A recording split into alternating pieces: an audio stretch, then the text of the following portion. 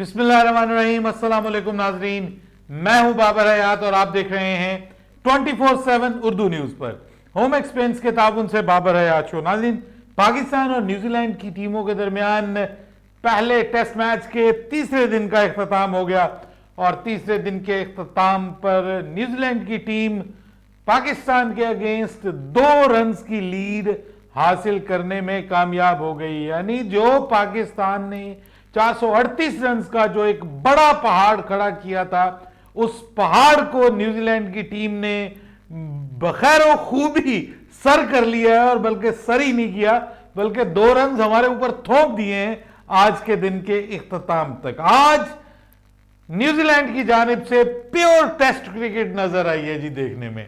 मैं आपको थोड़ा सा कंपैरिजन करूंगा जो मॉडर्न टेस्ट क्रिकेट है उसके, और कंपैरिजन करूंगा जो रियल टेस्ट क्रिकेट खेली जा रही है उसका, और आपको बताऊंगा कि कौन सी टीमें जो हैं वो इस वक्त रियल मॉडर्न टेस्ट क्रिकेट खेल रही हैं और कौन सी टीम जो है वो जो रियल कन्वेंशनल टेस्ट क्रिकेट खेल रही है, और कौन सी टीम है जो कंफ्यूज है, जो इधर के रहे ना उधर के रहे, ना खुदा ही मिला ना विसाले सनम, वो वाली बात आपको बताऊंगा। और फिर बताऊंगा कि आज पाकिस्तान ने क्या अच्छा किया और क्या बुरा किया, और ये जो मैच अब किस तरफ जा रहा है, क्या इस मैच का कोई नतीजा निकलता हुआ नजर आ रहा है या ये मैच ड्रॉ होगा। और फिर मैं आपसे भी पूछूंगा कि इस मैच का क्या नतीजा निकलता हुआ आपको दिखाई दे रहा है। बहरहाल बात आगे करते हैं तफसील के साथ, लेकिन आगे बढ़ने से पहले आपसे गुजारिश कि अगर आप हमारे नए व्यूअर हैं तो प्लीज हमारे इस चैनल को जल्दी से कर दीजिएगा सब्सक्राइब और बेल आइकन को पुश करना मत भूलिएगा। मुझे फॉलो कीजिए इंस्टाग्राम पे @बाबरहयातशो और हमारे पेज को फेसबुक पे लाइक कर लीजिएगा। तो जनाब, बात यह है कि आज के मैच में उतना ही मजा आया मुझे जितना आपको आया होगा और जितना कराची के क्रिकेट फैंस को नजर आया, क्योंकि गिनती के cricket fans Karachi national stadium में इस टेस्ट मैच के पहले 3 दिन में मौजूद रहे। पहले 2 दिन में तो कुछ ज्यादा थे क्योंकि बाबर आजम की उसमें इनिंग्स शामिल थी, इस वजह से कुछ क्रिकेट फैंस की तादाद बढ़ गई। लेकिन उसके बाद फिर आज का दिन तो बहुत ही बोरिंग दिन गुजरा क्रिकेट फैंस के लिए, क्योंकि कोई विकेट्स नहीं गिर रही थी, कोई एक्शन नहीं था, बस चौके लग रहे थे या फिर टिप टिप हो रही थी, या फिर जो है वो एक आप कह सकते हैं कि किसी हद तक कुछ से हमारे बॉलर्स की तरफ से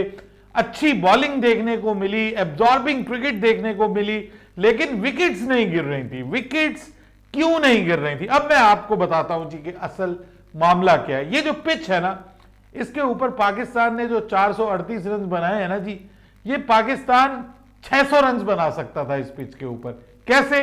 अगर पाकिस्तान अपनी विकेट्स थ्रो ना करता। पाकिस्तान ने पहली 4 विकेट्स जो है ना वो थ्रो की हैं। 2 विकेट्स तो बहुत ही बचगाना शॉट्स खेलकर पाकिस्तान ने गंवाई। यानी जो आपको पता है कि इस वक्त न्यू बॉल है और न्यू बॉल पे उन्होंने स्पिनर्स लगाए हुए हैं, और स्पिनर्स की वजह से ये है कि जो उनको मदद मिल रही थी, तो थोड़ा भाई इंतजार कर लेते, थोड़ा सब्र कर लेते। अब्दुल्ला जो है वो भी बाहर निकल के अब्दुल्ला शफीक खेल के आउट हुआ, ऊपर से शाह मसूद साहब अलग ही तेज रफ्तार क्रिकेट खेलना चाह रहे हैं, वो भी बाहर निकलकर आउट हो गए। उसके बाद फिर इमामुल हक जो है वो भी एक लूज शॉट खेलकर आउट हुए, और मैं समझता हूं कि इवन सऊद शकील भी बाहर जाती हुई बॉल को जो है वो स्लैश करके वो आउट हुए। तो ये 4 विकेटें ऐसी थी कि जो आप मतलब उसकी कोई कीमत लगा सकते थे ना। आज आपने न्यूजीलैंड की विकेटें ली हैं तो ऐसे ही मुफ्त में नहीं मिली आपको विकेटें, आपको जान लड़ाना पड़ी है, आपको फील्ड सेट करनी पड़ी है, आपको अग्रेशन दिखाना पड़ा है, आपको बॉलर्स को चेंज करना पड़ा है, फिर जाके at the end of the day आप 6 विकेटें हासिल करने में कामयाब हुए हैं। लेकिन दे वर नॉट विलिंग, वो तैयार नहीं थे। वो प्रॉपर टेस्ट क्रिकेट खेल रहे थे कि जनाब हमें कोई जल्दी नहीं है, हमें कोई मुसीबत नहीं पड़ी हुई कि मैच किस नतीजे की तरफ चलता है, हमने अपनी क्रिकेट खेलनी है और अपने हिसाब से क्रिकेट खेलनी है। और आज उन्होंने अपने हिसाब से क्रिकेट खेली, और जिसको कहते हैं कि एक ट्रेडिशनल, एक कन्वेंशनल टेस्ट क्रिकेट, वो हमें पाकिस्तान से बेहतर अंदाज में न्यूजीलैंड की टीम खेलती हुई नजर आई है। यानी अगर आपने कन्वेंशनली खेलनी है तो यार कम से कम अपनी जो विकेट है उस पर कोई प्राइस तो लगाओ कि यार ये मैं विकेट तुमको ऐसे नहीं देने वाला। ठीक है, वो स्कोर भी करते रहे, उन्होंने फजूल शॉटें नहीं खेली और इसकी वजह से फिर वो अपनी विकेट्स बचाने में भी कामयाब हुए, रन्स को भी ऊपर लेकर के जाने में कामयाब हुए। कल का दिन तो उनके नाम ही था। कल का दिन उन्होंने पाकिस्तान को भी ऑल आउट किया, फिर 200 जब आप 165 के round about, if I am not wrong, आप स्कोर बना ले बगैर किसी विकेट गिरे के, तो फिर आपका दिन होता है। लेकिन आज जो अच्छी चीज हुई वो सरफराज अहमद की कप्तानी थी। मैं हैरान था कि सरफराज अहमद कप्तान कैसे बन गया, लेकिन बात यूं हुई कि बाबर आजम बीमार थे, वो आए नहीं। फिर उन्होंने जनाब मोहम्मद रिजवान को भेजा कि जा तू जी ले अपनी जिंदगी और मेरी जगह तू कप्तानी कर। लेकिन साहिबान को यह पता नहीं था, क्रिकेट की इतनी नॉलेज नहीं है साहिबान को, हमारी मैनेजमेंट को, हमारे कप्तान को, कि भाई जो टीम में नहीं खेल रहा वो जाके सब्स्टिट्यूट के तौर पे तो खड़ा हो सकता है लेकिन कप्तानी नहीं कर सकता। सो ये एक कितना बड़ा जो है ना मजे का खेज किस्म का मजाक पाकिस्तान की टीम मैनेजमेंट की तरफ से देखने को सामने आया, जिससे अंदाजा होता है कि नॉलेज ऑफ क्रिकेट और बेसिक रूल्स ऑफ क्रिकेट बहुत कम है जनाब, और वो भी सीखने की जरूरत है। लेकिन बहरहाल उसके बाद फिर उन्होंने बता दिया कि जनाब आप कप्तानी नहीं करवा सकते रिजवान से, ये तो खेल ही नहीं रहे, आप किसी जो खिलाड़ी आपकी प्लेइंग 11 में है आप उससे कप्तानी करवाएं। तो बाजी आ गई सरफराज अहमद के हाथ में। आज आपको अंदाजा हो गया होगा कि डिफरेंस ऑफ कैप्टेंसी, जिस तरह से सरफराज अपने फील्डर्स को मोटिवेट कर रहा था, जिस तरह से सरफराज अपने फील्डर्स की सेटिंग कर रहा था, और जिस तरह से उसने प्रेशर जनरेट किया, और खास तौर पे मैं ये दाद दूंगा उसको कि उसने अपने फास्ट बॉलर्स के साथ भी परसिस्ट किया, फिर स्पिनर्स को लेकर के आया और उनको भरपूर साथ दिया उनका, अपने बॉलर्स का, कि वो उनको मतलब प्रेशर, एक किस्म का प्रेशर जनरेट किया, जिसका फिर फायदा हुआ कि एक विकेट गिरी, ठीक है, उसके बाद दूसरी विकेट गिरी। असल में प्रॉब्लम यह हो गया कि सरफराज ने केन विलियमसन के ऊपर भरपूर दबाव बना रखा था, सब कुछ कर लिया था और विकेट भी हाथ में आ गई थी, लेकिन सरफराज ने हाथ में आया हुआ चांस जो है वो गंवा दिया।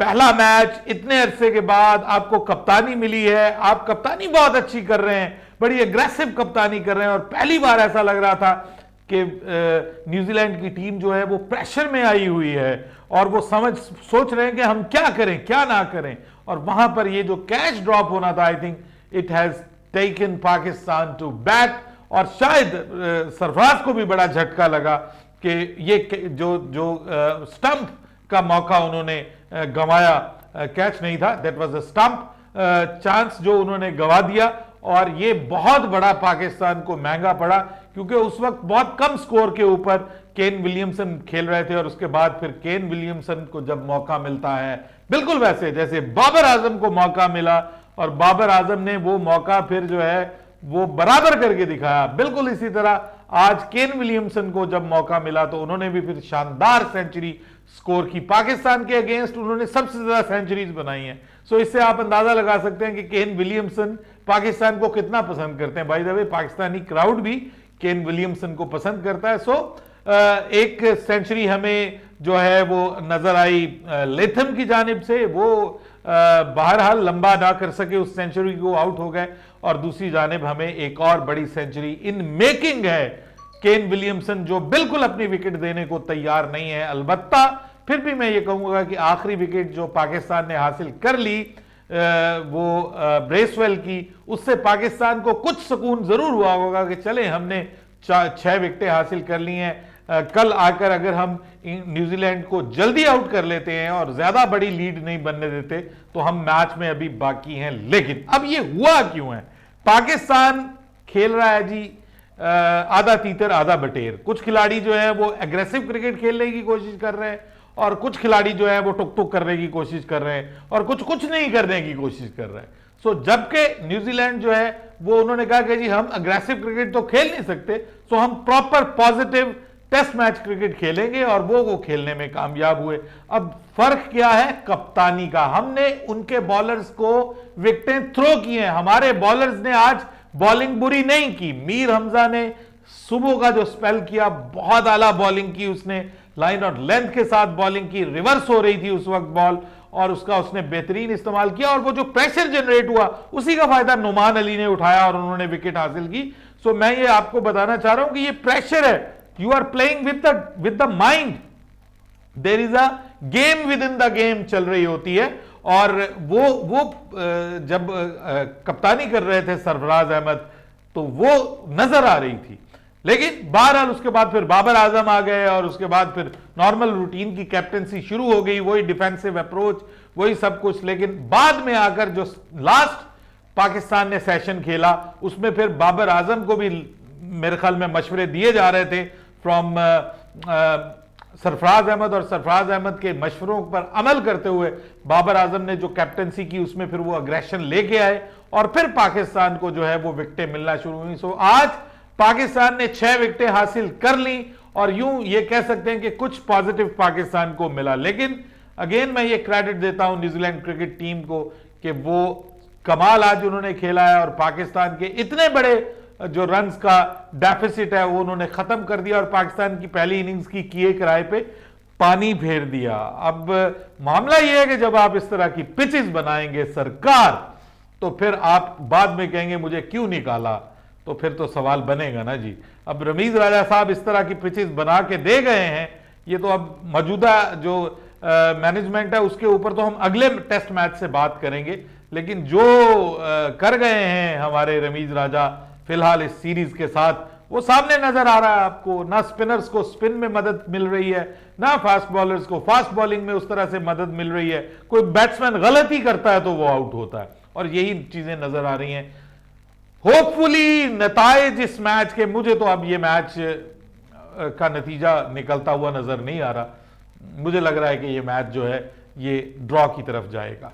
मुझे 60% ये मैच ड्रॉ की तरफ जाता हुआ नजर आ रहा है। 40% रिजल्ट जो है वो पॉसिबल है, जिसके लिए आखिरी 2 दिन हमें इंतजार करना पड़ेगा। अपनी राय दीजिएगा कमेंट सेक्शन में। बाबर हयात को इजाजत दीजिएगा। अल्लाह हाफिज।